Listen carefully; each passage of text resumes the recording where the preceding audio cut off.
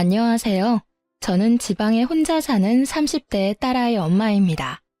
저는 직업상 고객의 이야기를 많이 듣는 편인데, 그럴 때마다 듣는 이야기가 누군가의 불륜 이야기였어요. 고객들도 와서 수다 떨 때는 가까운 사람에게 하지 못한 이야기를 하곤 하거든요. 그럴 때마다 나와는 다른 세상의 일이라며 남 일 듣듯 했는데, 이번에 제가 그런 일을 당하고 보니 정말 모든 사람에게 일어날 법한 흔한 일이구나 싶었어요. 그리고 그 사람들이 그런 이야기를 누군가에게 하고 싶어 하는 마음이 이해되더라고요. 그래서 저도 이번에 제 답답함을 풀기 위해서 사연글을 통해서나마 제 이혼에 대한 이야기를 조금 꺼내보려 해요. 저에게는 남편이 있었어요. 크게 잘생기지도 않고 엄청 능력이 있지도 않은 평범한 남자였는데 활발하고 가벼운 성격이 장점인 사람이었죠. 제가 생각이 많고 좀 진중한 성격이었다 보니 남편의 그런 성격이 기분 전환에 도움이 많이 됐었거든요. 제가 끙끙거리며 고민으로 앓고 있을 때도 남편은 가볍게 저의 고민을 해소해주곤 했으니까요. 그런 면에서 저는 남편을 무척이나 고마운 사람이라고 생각했어요. 성격이 다르면 고생한다고들 하지만 저희는 오히려 그런 면이 서로의 모난 부분을 맞춰줬다고 생각해요. 남편이 너무 가볍게 몰아갈 것 같으면 제가 나서서 조금 무겁게 만들어주기도 했으니 시댁에서도 처음에는 저를 인정하는 듯 했어요. 3대 독자 아들이 안사람을 들이고 이제야 철이 든다고요. 그렇게 잘 지내왔다고 생각했는데 남편은 그렇지 않았던 것 같더라고요. 사귈 때는 여자 문제 같은 거 일으킨 적도 없었고 딱히 다른 여자에게 흥미를 많이 두는 것 같지도 않아서 다행으로 생각했죠. 그런데 어쩌다 그런 일이 일어났는지 지금도 의아할 따름이에요. 만약 사귀는 도중에 그런 낌새를 눈치챘다면 분명히 남편과 결혼하지 않았을지도 모르죠. 하지만 그때는 그런 사람이 아닐 거라는 확신했었거든요. 저도 당시에 콩깍지가 씌어 있었던 건지도 모르겠네요. 제가 남편의 외도 사실을 눈치챈 건 육아로 휴직 후 힘든 나날을 보내던 때였어요. 아이 100일을 치르고 드디어 애가 통잠을 자기 시작하던 시점이었는데 남편과 통화를 하다가 핸드폰 너머로 한 여자의 목소리를 들었어요. 분명 남편이 회사에서 일을 하는 시간이었는데 여성이 남편을 오빠라고 부르더라고요. 저는 침착하게 남편에게 물었죠. 방금 핸드폰에 들린 여자 목소리도 직장 동료야? 직장 후배. 당신도 알 거야. 저번에 당신 태워갈 때 같이 차 타고 갔던 그 후배. 그제야 기억났어요. 작고 왜소한 어려 보이는 동안의 여후배. 당시에 제가 남편 퇴근 시간에 그 근처에 있어서 같이 들어가져간 날이었거든요. 근데 조수석에 탔더니 뒤에 사람이 있었는데 그게 이 후배였어요. 남편 말로는 후배 약속이 제가 있던 곳과 가까워서 태워줬다고 했고 바로 내렸었거든요. 저는 그때 남편에게 웬만하면 여자는 차에 태우지 말라고 했었죠. 괜한 오해 받을 수 있다고 핀잔만 줬었는데 그때 남편은 그럴 리 있겠냐며 웃었거든요. 그런데 그때 그 여자는 분명 남편을 선배라고 불렀었어요. 그런 그녀가 불과 몇 달 만에 호칭이 오빠로 바뀌다니 아무리 봐도 이상했어요. 하지만 제가 너무 깊이 생각하는 것일 수도 있었고 친해지면 그럴 수도 있겠거니 했어요. 그런데 그 뒤부터 제 오감이 그 여자를 의심하게 되더라고요. 그게 제 탓만은 아닌 게 그 여자가 남편과의 접점이 너무 많았거든요. 저는 저도 모르게 남편의 뒤를 캐고 있었어요. 차를 타고 가는 길에 그 후배에게 전화가 오면 남편이 전화를 받지 않더라고요. 그렇다고 우리가 대화를 많이 하는 것도 아니었는데 그냥 업무상 전화면 받고 끊으면 되잖아요. 그런데 안 받더라고요. 제가 받으라고 하면 억지로 전화 받으면서 한마디 꼭 했어요. 가족이랑 같이 있으니까 용건만 간단히 해. 그렇게 말하면 그 여자는 이렇게 대답해요. 그럼 좀 이따 다시 전화할게요, 선배. 분명히 제가 없는 곳에서는 오빠라고 부르면서 가족과 함께 있다는 전화에는 선배라고 구별해서 부르더군요. 점점 더 제 감이 맞았다는 생각에 심장이 벌렁거리더라고요. 아닐 거라는 생각을 해봤지만 결국 확신이 든 계기가 생겼어요. 하루는 아침에 남편이 차키를 두고 내려갔더라고요. 저도 아침에 가까운 빵집에 들릴 예정이라 차키를 들고 내려갔어요. 그렇게 주차장 쪽으로 가까이 향하는데 남편이 통화를 하며 걸어가는 뒤통수가 보이더라고요. 말을 걸려다가 흠칫 놀라 목소리를 삼켰어요. 그래, 그럼 이따가 봐. 조심해서 오고. 오늘 날씨 추우니까 따뜻하게 입고 와요. 부드럽고 애교 있는 목소리. 남편은 저와 연애할 때처럼 부드러운 목소리를 내고 있었어요. 누구에게 전화를 거는 걸까? 궁금한 마음이 들었지만 참았어요. 경거망동해서 일을 망치기 싫었거든요. 남편이 전화를 끊는 걸 보고는 이제야 남편을 확인한 것처럼 남편을 불렀어요. 여보, 차키! 남편은 눈에 띄게 놀라며 뒤를 돌아봤어요. 딱 봐도 심하게 놀란 모습에 저는 강한 확신이 들었어요. 여보, 내가 차키를 놔두고 왔어? 잊어버리고 다니지 말고 잘 다녀와. 일찍 와. 애가 아빠 몫을 잊어버리겠다. 저는 최선을 다한 평정심으로 남편을 보내줬어요. 하지만 그날 내내 꼬리를 무는 의심으로 너무 힘들었어요. 저녁 때쯤에는 두통으로 머리가 너무 안 좋았죠. 아침에 그 일이 있어서 그런지 그날 남편은 일찍 돌아왔더라고요. 남편을 샤워 먼저 하도록 한 뒤에 저는 남편이 탁자에 둔 전화기를 확인했어요. 남편은 평소에도 잠금을 걸어두지 않거든요. 안을 살펴보니 깨끗하더라고요. 사진도 없고 카톡 내용도 없고 문자도 없었어요. 그 여자와 전화하는 적도 없었죠. 하지만 저는 확신했어요. 남편이 그 여자와 바람을 피고 있다는 사실을요. 흔적이 없었는데 어떻게 알았냐고요? 전화를 한 흔적이 없었거든요. 그날 아침에 분명히 출근 시간에 통화하는 걸 봤는데 통화 기록이 사라진 상태이더라고요. 딱 그 시간 것만. 있어야 할 통화 내역이 없다면 그건 남편이 지운 거겠죠. 남편이 나오자마자 저는 남편에게 말했어요. 당신 바람 피우는 거 맞지? 무슨 소리야. 나 그런 거 안 해. 못 믿겠으면 내 핸드폰 확인해봐. 나 전혀 그런 거 없다니까. 당연히 이 말 나올 줄 알았어요. 핸드폰에 잠금을 걸지 않는다는 건 자신이 당당하다는 걸 보여주고 싶어 하는 거잖아요. 자기가 떳떳하지 못하니 일부러 떳떳한 척 하는 거고. 문제의 소지가 될 만한 내용은 다 지웠을 테니까요. 한 가지만 확인해 볼게. 제가 통화 기록을 확인하는데도 남편은 편안한 얼굴이더라고요. 거기에 걸릴 건 없다는 거겠죠. 이상하네. 아무것도 없어. 그러게 아무것도 없다고 했잖아. 나 못 믿어? 나 그렇게 나쁜 놈 아니야. 그 후배도 진짜 후배일 뿐이고. 그러니까 내 말은 당신이 아침에 통화한 그 내역이 없다고. 제 말에 허를 찔린 듯 남편이 입을 못 열더라고요. 당신이 그렇게 부드러운 목소리로 통화하는 걸 봤는데 통화 목록에는 아무것도 없어. 그 통화 기록은 어디로 갔을까? 당연히 지웠겠지? 여기까지 말하자 남편이 바로 무릎을 꿇더라고요.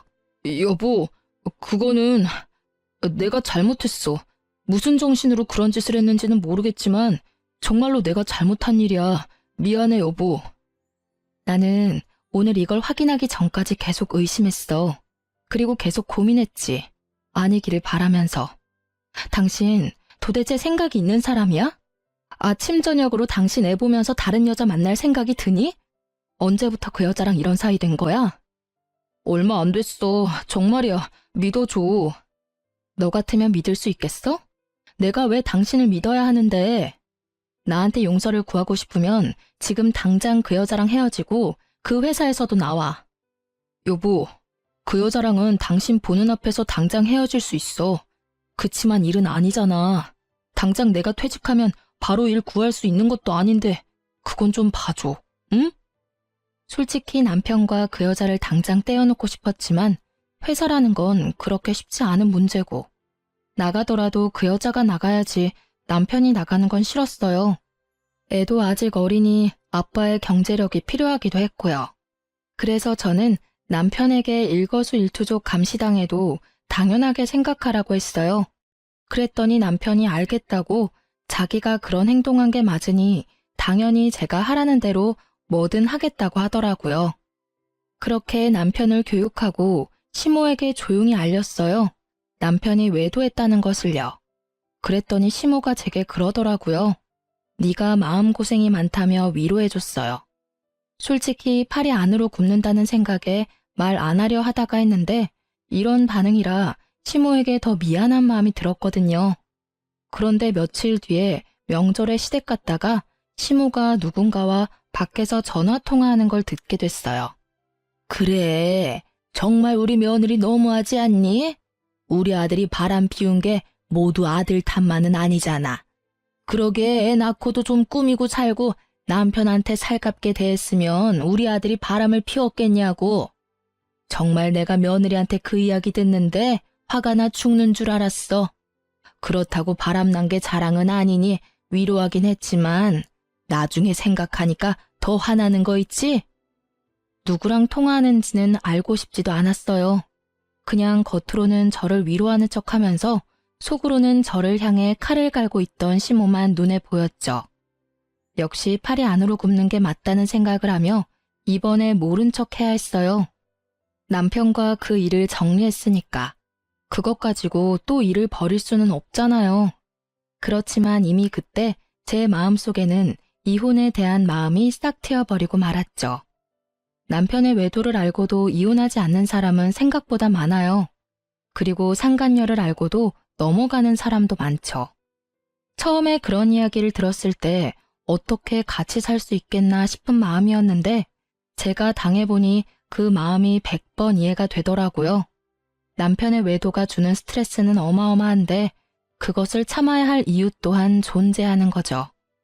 아이가 아빠 없이 살 미래가 걱정되고 혼자 경제활동하며 육아하는 것도 걱정되고 이혼이라는 낙인이 찍히면 하자 있는 인간처럼 보일까봐 걱정되고 부모님이 아시면 얼마나 실망하실지 걱정되는 마음, 그리고 마지막은 내가 이혼해주면 자기들끼리 잘 살겠지 하는 그런 짜증도 있었고요.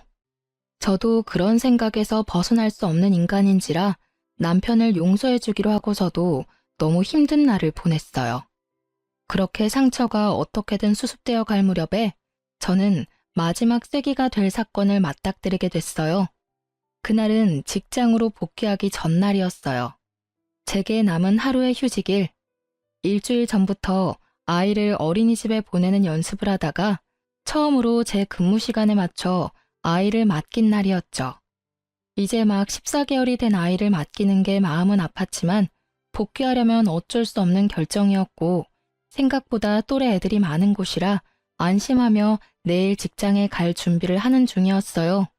그런데 시모에게 전화가 왔더라고요. 화장실 청소하고 나오니 전화가 그새 4통이나 와 있었어요. 무슨 일이 났나 싶어 확인 즉시 시모에게 전화했죠. 넌 무슨 전화를 그렇게 안 받니? 죄송해요, 어머님. 잠깐 화장실 청소하던 중이었어요. 혹시 무슨 문제라도 생겼어요? 문제? 네 남편이 지금 사고가 크게 나서 병원에서 수술하느냐 마느냐 하고 있는데 너는 집에서 팔자 좋게 쉬고 있니? 아니, 연락이 얼마나 안 됐으면 병원에 한번 와보지도 않아. 아주 긴급하게 수술 들어간다고 난리가 났던데. 저는 깜짝 놀라 들고 있던 핸드폰을 떨어뜨릴 뻔했어요. 그게 무슨 말씀이세요? 사고라뇨. 그 사람이 사고를 당했다고요? 남편이 어쩌다 사고가 났는지 물어볼 겨를도 없이 시모가 병원 이름을 대더니 그곳으로 오라고 하더라고요. 그리 멀지 않은 병원이었고 너무 경황이 없어 바로 가방만 챙겨서 병원으로 향했어요. 가는 동안 남편이 많이 다쳤나 싶은 생각에 겁을 내다가 문득 그런 생각이 들었어요. 그날은 평일 대낮이었고 점심시간도 아닌 오후 시간이었어요. 남편의 회사라면 지금 한창 컴퓨터 앞에서 일을 하고 있어야 할 시간인데 어쩌다가 차 사고가 났을까 하는 생각이요. 외근하는 직업도 아니었고 아침부터 저녁까지 회사 밖으로 움직이는 일이라곤 점심 식사 때가 다인데 점점 머릿속에서 상상만 커지던 그때 병원에 도착해서 시모에게 전화를 걸었죠. 그리고 얼마 뒤 병원 앞으로 나오는 시모의 표정이 완전히 일그러져 있더군요. 저를 향한 화를 그대로 표출하고 있었어요. 넌 도대체 집구석에서 뭘 하고 있길래 연락도 안 받아? 우리 귀한 3대 독자 아들 수술하러 들어갔어. 오른쪽 어깨부터 손목까지 아주 뼈가 박살이 나서 수술로 고정해야 한다더라. 너 대신 수술 동의서에 내가 사인까지 다 했어. 이런 일은 네가 해야 하는 일 아니니? 아들 아파서 가슴 철렁 내려하는 것도 무서워 죽겠는데 내가 수술 동의서까지 사인을 해야 하냐고. 면목이 없던 제가 고개를 숙이던 그때 불현듯 머릿속에 시모에게 받은 부재중 통화가 떠올랐어요. 부재중 통화는 총 4통, 시모가 건 게 다였죠.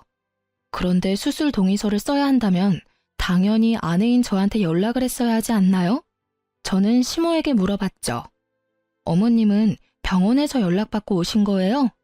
아들이 직접 전화 왔어. 네가 연락 안 받는다고 나더러 와달라더라. 도대체가 전화기는 왜 무음으로 해놓는 거야? 그러니까 전화를 못 받고 나한테 연락이 오지. 이상했어요. 남편에게 온 부재중 통화는 없었거든요. 저는 순식간에 남편의 사고로 놀라 흥분했던 피가 차갑게 가라앉는 기분을 느꼈어요. 남편이 수술실에 들어간 터라 남편에게 직접 물어볼 수는 없었지만 확인이 불가능한 것도 아니었죠. 저는 남편 차가 어디 있는지 확인하기 위해 먼저 남편 핸드폰부터 챙겼어요. 레카차 업체와 연락한 게 있나 싶어 통화 기록을 뒤지는데 바로 오늘 아침에 그 여자와 통화한 내역이 있더라고요. 인연 다 끊겠다 어쩌겠다 해놓고 여전히 연락하는 걸 보고 살짝 열이 받았지만 직장 동료이니 연락 정도는 할 수도 있다는 생각으로 연락처를 뒤졌어요. 별 내역이 없길래 남편 메시지를 확인하는데 메시지 기록 중에 카드 승인 내역이 있더라고요. 거기에 오늘 날짜로 숙박업소가 딱 찍혀 있었어요. 불과 4시간 전에 결제한 내역이요. 그걸 보고는 피가 거꾸로 솟는 기분이었어요. 아마 집에 들어오기 전에 이런 문자나 통화 기록을 일부러 지웠겠죠. 이번에는 지울 시간조차 없이 사고를 당해 들어가게 됐으니 지울 틈도 없었을 테고요. 화가 난 저는 최대한 냉정해지려 애썼어요. 그 메시지를 캡처하고 저는 남편 차가 어디 있는지 확인했어요. 남편 차가 어느 정비소에 있는지 확인한 저는 바로 그쪽으로 달려가 남편 블랙박스부터 확인하자고 했어요. 다행히도 블랙박스는 고장나지 않았고 열심히 제 할 일을 하고 있더군요. 저는 카드를 빼서 집으로 갔어요. 노트북에 연결하니 손이 덜덜 떨리더라고요. 그리고 사고 직전 영상을 확인했어요. 남편이 어딘가에서 나오는 중이었는데 거기가 모텔이더라고요. 그런데 남편은 운전하지 않았고 그 후배가 운전한 것 같았어요. 남편이 부러진 곳도 왼쪽이 아니라 오른쪽이었거든요. 남편이 조수석에 앉았던 게 분명해 보였어요. 두 사람이 모텔에서 나와서 차에 타고 둘이 차 안에서 나누는 이야기들이 모두 제 귀에 들어와 박혔어요. 오늘 연차 쓰고 같이 오길 잘했지? 여기 진짜 좋은 곳이거든? 우리 마누라랑은 여기 못 와. 애 놓고 몸 다 망가져서는 어디 데리고 다니면 부끄러울 정도라고. 너 정도는 탱탱해야 데리고 다닐 만나지. 앙큼해. 그래도 오늘은 오빠 독점할 수 있는 날이라 좋아. 매번 같이 있다가도 집에 돌려보내는 게 얼마나 힘든 일인지 모르지? 항상 같이 있고 싶은데. 내가 최대한 노력해 볼게. 너도 빈털터리가 된 나랑 결혼하는 건 싫을 거 아냐. 와이프한테서 잘못한 거 찾고 나면 바로 이혼하고 너랑 결혼할게. 너무 걱정하지 마.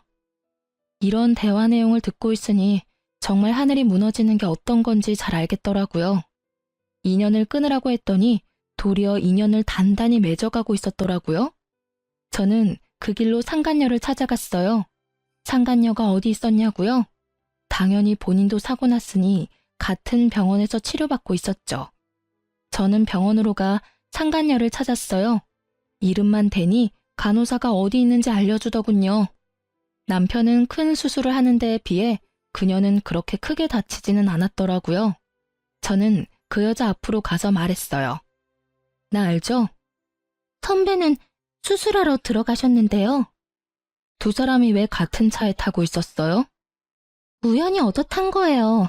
의부증 걸린 여자처럼 선배한테 집착하는 건 아는데 엄한 사람한테 이러시면 곤란하죠. 저는 선배랑 아무 사이 아니에요. 당신 덕분에 회사에서도 대화도 잘 못하고 있고요. 두 사람 사귀는 사이 아니에요? 평일 오후에 연차 쓴 두 사람이 같은 차 안에 있다가 사고가 났는데 그게 다 우연이라고요? 애초에 연차를 쓰고 왜 둘이서 따로 만나요? 그렇고 그런 사이니까 만났겠지. 네, 그렇고 그런 사이 맞아요. 선배가 마누라 싫다고 짜증난다고 얼마나 투정을 부리던지. 그래서 위로해주다가 눈 맞았어요. 됐어요? 당당하기가 정말 하늘을 찌를 정도였어요.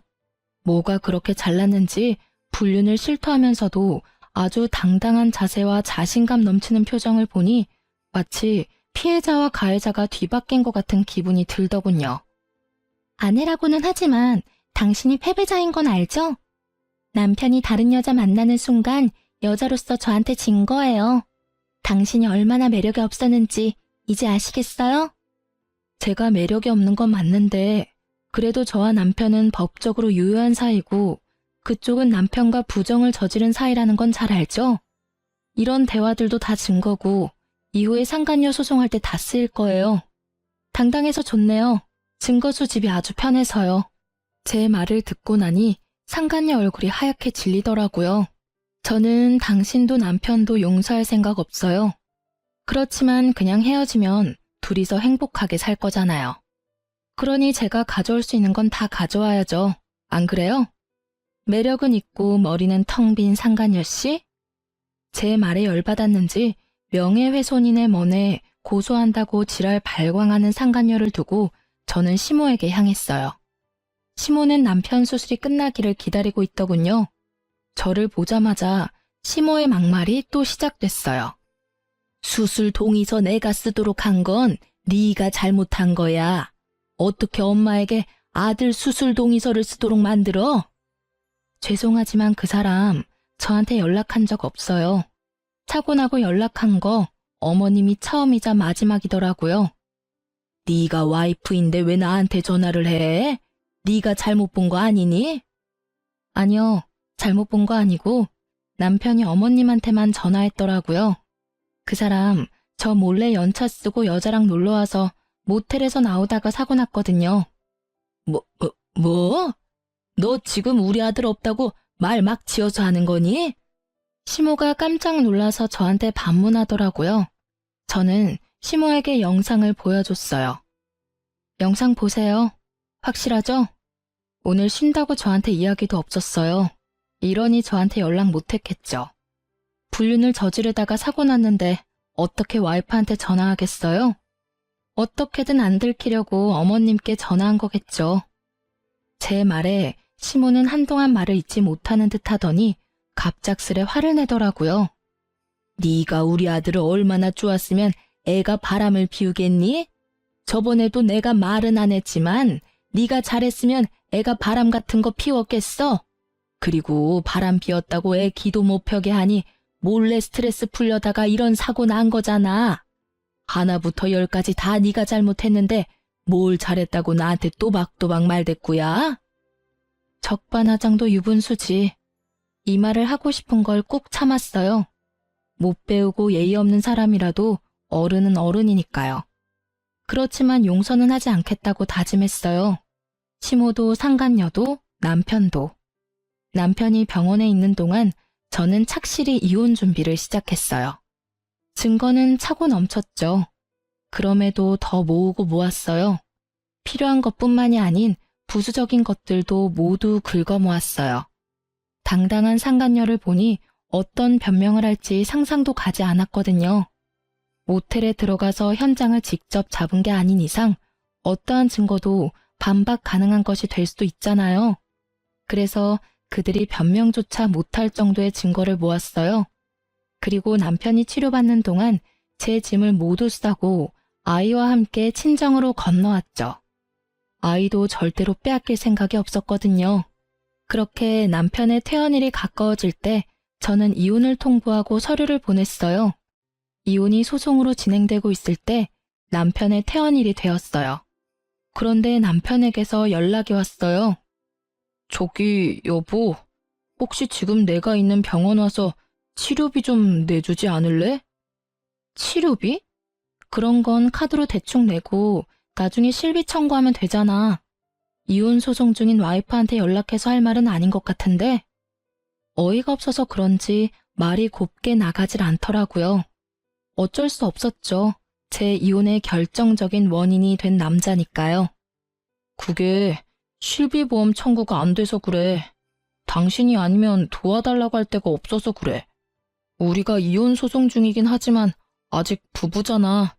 당연히 내가 곤란할 때 당신이 도와줘야지. 실비 청구가 왜 안 돼? 당신이 들어놓은 실비면 충분할 텐데. 사실은 실비 보험 얼마 전에 해약했어. 뭐? 실비 보험을 해약했다고? 뭐 때문에? 해약하면 해약금 나오는데 그게 좀 필요해서.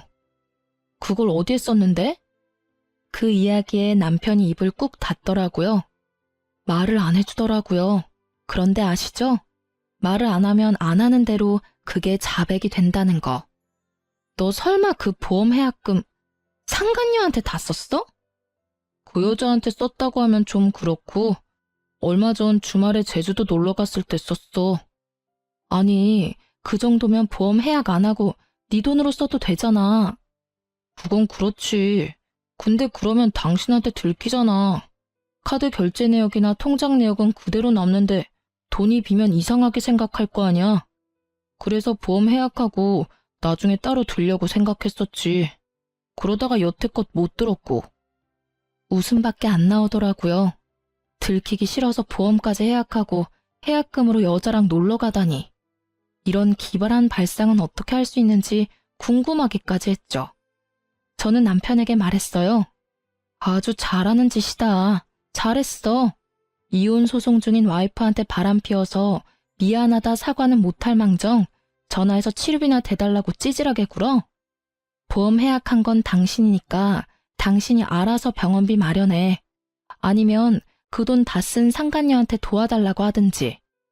당신도 참 뻔뻔하네. 나랑 이혼 절차 밟고 있으면서도 나한테 돈을 받고 싶어? 내가 돈을 줄 거라고 생각했다는 게 참 웃기지도 않고. 나 당신한테 이제 어떤 것도 뺏기고 싶지 않은 사람이야. 그게 10원짜리 한 장이라도. 너하고 그 상간녀한테는 절대 뺏기기 싫거든? 병원비 대주는 걸 왜 뺏긴다고 하는 건데? 솔직히 바람 피운 게 아무리 잘못이라고 해도 내가 이렇게 아파서 죽을 것 같은데 와이프가 돼서 병문안 한 번을 안 오고 병원비도 내달라는 게 아니라 빌려달라는 거라고.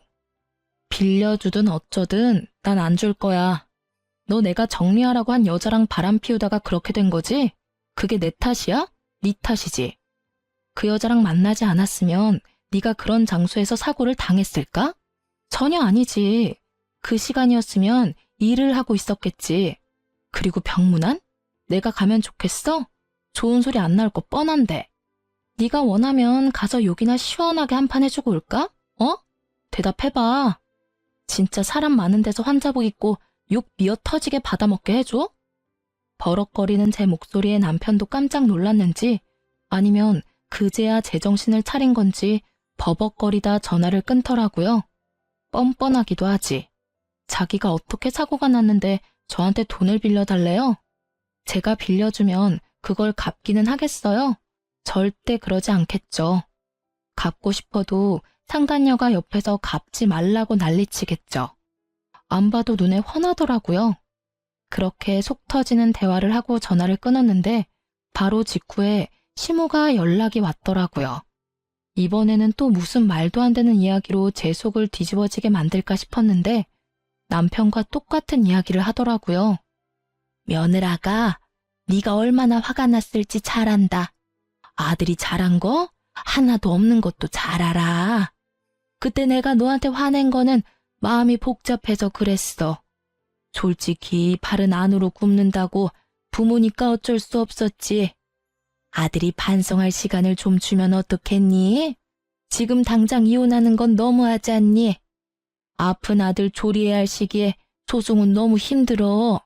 그리고 병원비도 지금 제대로 다 못 내고 있는 지경이라 와이프인 네가 좀 부담을 해줬으면 싶구나. 아들 녀석 보험이 또 없다 하니. 어머님, 무슨 말씀하시는지 잘 알겠어요. 그런데 저도 참을 만큼 참았다고 생각하진 않으세요? 만약 어머님 딸이 저 같은 상황이었어도 그렇게 말씀하시겠어요? 바람난 남편 기껏 용서해줬더니 결국은 반성도 없이 바람난 여자 또 만나서 이번에는 사고까지 쳤는데 제가 왜 병원비까지 부담해야 하죠? 남편이 평소에 잘했다면 저도 남편에게 기회를 줄 수도 있었겠죠. 그런데 이미 제가 준 기회를 날려먹었잖아요. 그리고 저한테 들킬까봐 보험 해지하고 해지 환급금으로 여행이나 다니며 돈 펑펑 쓴 남편에게 뭘 도와줘요? 제가 돈이 썩어나가도 남편에게 줄 돈은 단 한 푼도 없어요. 이야기하고 나니 속이 어쩜 그렇게 후련하던지. 시모는 거의 악에 바친 듯 소리를 질러대는 제게 기가 막힌 것 같더군요. 하지만 이 상황에 아쉬운 건 시댁이거든요. 솔직히 시댁도 경제적으로 넉넉한 편이 아니었으니까 남편의 수술비와 치료비를 모두 감당하기에는 버거울 수밖에 없었어요. 그리고 남편이 해약한 보험은 한 개가 아니었거든요. 남편 이름으로 된 보험 총 4개를 다 해약했더라고요. 그중에는 교통사고 특약 들어있던 것도 있었는데 그것도 몽땅 못 받게 되는 거였거든요. 그 와중에 병원비가 몇 배 깨졌으니 지금 생각해도 참 한심한 짓이네요. 여자는 만나고 싶고 나한테 들키기는 싫고 결국은 보험 해지했다가 병원비 고스란히 다 내게 생겼으니 하늘이 천벌을 내린 게 아니면 뭐겠어요? 그래, 네가 화난 거는 나도 잘 안다. 하지만 너희는 소송 중이지만 부부야. 부부는 서로 도와줘야 하고 나는 네가 그렇게 나쁜 애는 아니라고 믿는단다. 아들 한 번만 도와주거라. 아들도 반성하고 있고 2번 다시 그 여자 안 만난대. 그때도 제가 하겠다는 대로 뭐든지 한다고 했어요. 어머님은 그 여자가 새로 사귄 여자라고 생각하시는 것 같은데 그 여자 저번에 저한테 들킨 그 여자예요. 2번 다시 안 만난대요. 기지도 않네요. 그 여자랑 그 뒤로 꾸준히 만나놓고는 거짓말을 어찌나 잘하는지. 하긴 어머님은 아들 바람난 게 제 탓이라고 생각하시니까 그런 말씀 편하게 하실 수 있겠네요. 그런 면에서는 어머님도 똑같으시죠. 앞에서는 저 위로하는 척 하시더니 결국은 뒤에서 다른 사람한테 제 욕 열심히 하시는 거 봤어요. 제 말에 시모가 허를 찔린 듯 놀라더군요. 그럴 수밖에요. 지금 이 순간 그 말을 할 줄 누가 알았을까요?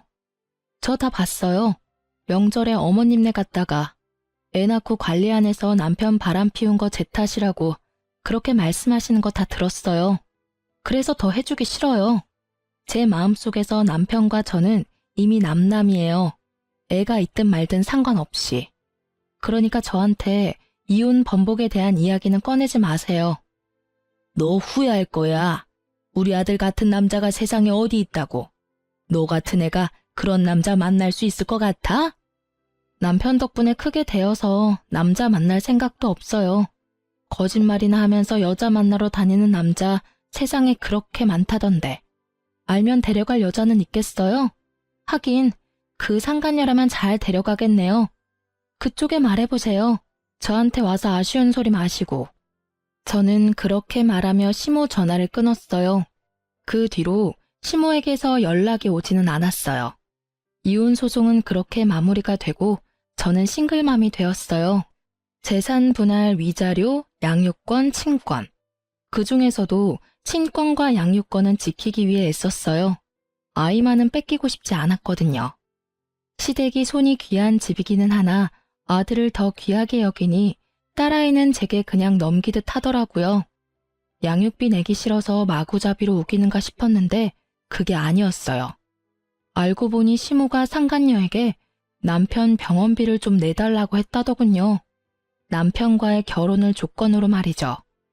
결국 두 사람은 저와 남편의 이혼이 정리되면 재혼할 생각이었다고 해요.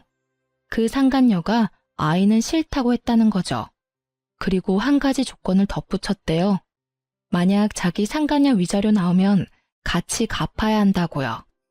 나중에 그 이야기를 전해 들었어요. 저야 뭐 이미 이혼까지 다 된 마당에 신경 쓸 일은 없었지만 그래도 두 사람이 잘 사는 건 너무 싫잖아요. 둘 사이 일을 여전히 알아보고는 있었죠. 그나저나 참 얍삽하다고 해야 하나? 잔머리가 잘 돌아간다고 해야 하나? 그 여자도 진짜 대단하긴 하더라고요. 전 남편 재혼하고 석 달이 지났나? 제 직장에 남편 회사 동료분이 찾아오셨더라고요. 저는 미용 관련 일하거든요. 예전에 남편이랑 결혼할 때 소개받아서 여태껏 제게 와주시는 단골이세요. 자기, 잘 지냈어? 이야기는 얼추 들었어. 많이 힘들지? 전 괜찮아요. 이혼 후에 이렇게 사정을 잘 아는 사람을 만나면 불편하기 짝이 없더라고요. 그 사람이 싫은 건 아닌데 계속 이혼이 주제가 될 수밖에 없거든요. 모르는 척 해주는 분도 있지만 이분은 그러지 않으셔서. 그런데 그분이 그러더라고요. 그래, 괜찮아야지. 그 나쁜 연놈들도 벌 받고 있는데. 그게 무슨 소리예요? 자기 이야기 못 들었어? 그 두 사람 완전 천벌 받았다고. 회사 내에서도 소문이 다 났어. 그 상간녀랑 자기 전 남편 둘이 같이 연차 쓰고 놀러 갔다가 사고 난 거 회사에 들켜서 불륜 여행 갔다가 그렇게 된 거라고 소문 크게 났었거든. 그런데 곧바로 두 사람 재혼한다니 사람들이 더 놀랐지. 저렇게 빨리 정리가 되냐고 말이지. 아, 회사에 다 들킨 거였나요? 저야말로 놀랐네요. 그 전에도 티가 많이 나던데. 둘이 친하다 정도로만 알고 있었지 그런 사이인 거 누가 알았겠어? 알았다면 내가 자기한테 제일 먼저 귀띔해줬을걸? 그 이야기에 저는 웃었어요. 하긴 이런 스파이 같은 손님이 있으니 남편도 회사에서 조심하긴 했겠죠. 근데 그 소문나고 회사에서 두 사람 다 퇴사시켜버렸거든. 연차 쓰고 놀러가서 사고 난 것도 그렇고 안에서 부적절한 만남 가진 것도 그렇고. 그런데 표면적인 이유는 자기 전 남편 몸이 아직 다 안 돌아와서 그렇다고 하더라고. 몸이 안 돌아와요? 그래. 수술한 곳이 오른쪽 팔이랑 어깨잖아. 그쪽으로 신경이 손상됐다나 뭐라나. 결국 손가락이 잘 안 움직이는 바람에 일도 제대로 못하니까. 금방 돌아올 것 같으면 그냥 놔뒀을 수도 있겠지. 근데 금방 안 돌아오더라고.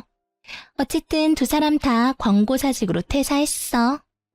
그래요? 둘 다 진짜 천벌받았네요. 당연하지. 남의 눈에 눈물 흘리게 만들면 자기 눈에는 피눈물 흐르는 법이야. 그래놓고 잘 살면 하늘이 뭔 소용이니? 그렇게 고객과 대화를 하면서 전 남편과 그 상간녀 이야기를 들으니 제 마음속에 응어리졌던 것들이 조금은 풀리는 것 같았어요. 남의 불행을 내 행복으로 삼지 말라지만 제게 불행을 준 원인이 저렇게 못 살고 있으니 이상하게도 응어리가 풀리는 것 같더라고요. 그 뒤에 시모가 저한테 한번 연락이 왔었어요. 예, 너 딸아이 우리한테 돌려줄 생각 없니? 우리가 사례는 넉넉히 할게. 잘 생각하고 연락 좀 줘. 갑자기 딸을 달라는 이야기에 초스라치게 놀라 물었죠. 이미 다 끝난 일인데 왜 딸을 달라고 하세요?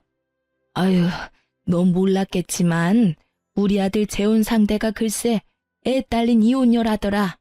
아들 하나 있는데 없는 것처럼 속이고 우리 아들이랑 재혼했대. 결혼하고 나서 애 있다고 이야기했다던데 그게 문제가 아니야. 그 데리고 온 애는 남의 자식이잖니? 그러면 우리 집안 대를 이을 아들을 낳아줘야 하는데 이 미친년이 불임수술까지 해서 애 못 놓는다고 사람 환장하는 소리를 하잖아. 아니, 재혼하면서 애 없는 집에 오면서 아들 하나는 낳아줘야 정상 아니니? 옛날 생각을 가진 시모와 현대식 사고를 가진 상간녀의 대립이 생각보다 컸고 그 결과 우리 딸을 방패로 데리고 가고 싶은 모양이었어요. 생판 남의 자식한테 우리 전 재산 뺏기게 생겼으니 우리도 뭐라도 방어를 해야지. 대를 이을 아들만 생기면 손녀는 금방 돌려줄 테니까 잘 생각해보거라, 응? 생각하는 게 어찌나 저속한지 이야기 듣고 있는 동안에 귀가 썩는 것 같은 기분이 들었어요. 어린애를 데려가서 방어를 하니 뭐를 하니 사랑을 줄 게 아니면 관심이라도 줘야 된다며 개소리를 하더라고요. 손녀에게는 관심 하나도 없으면서 그런 불순한 이유로 딸애를 데려가려는 시모를 보니 화가 머리끝까지 차올랐어요. 어머님, 제 딸이 무슨 힘이 있어서 그 어른들 사이에 끼어서 이리 치이고 저리 치이고 해야 해요? 귀한 딸이에요. 그래서 제가 직접 기르겠다고 데려온 거고요.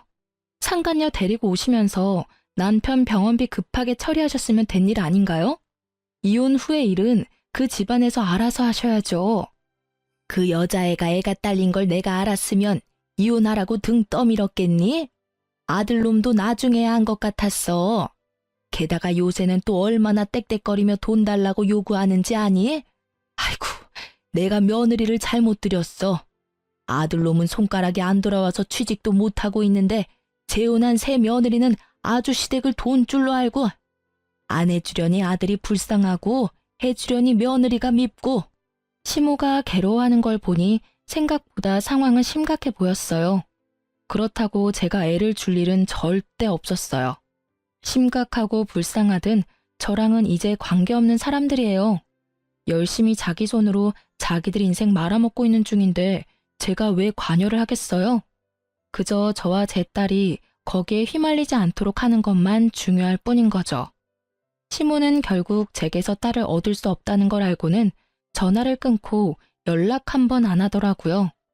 그런데 한 달쯤 지났을까요? 제 고객이 연락이 와서 알려주더라고요. 전 남편과 살고 있던 그 상간녀가 도망갔다고요. 저는 상간녀 위자료 소송을 해서 그 여자에게서 돈을 받고 있었는데 불과 며칠 전에 그 위자료가 다 지급됐었거든요. 그래서 생각보다 빨리 들어왔다고 생각했는데 알고 보니 전 남편 퇴직금을 몽땅 제 위자료로 지급하고 남편 버리고 집을 나가버렸다고 하더군요. 오른손을 제대로 못 쓰는 남편의 수발들야 육아하랴 일하랴 나름 엄청 힘들었나 보더라고요.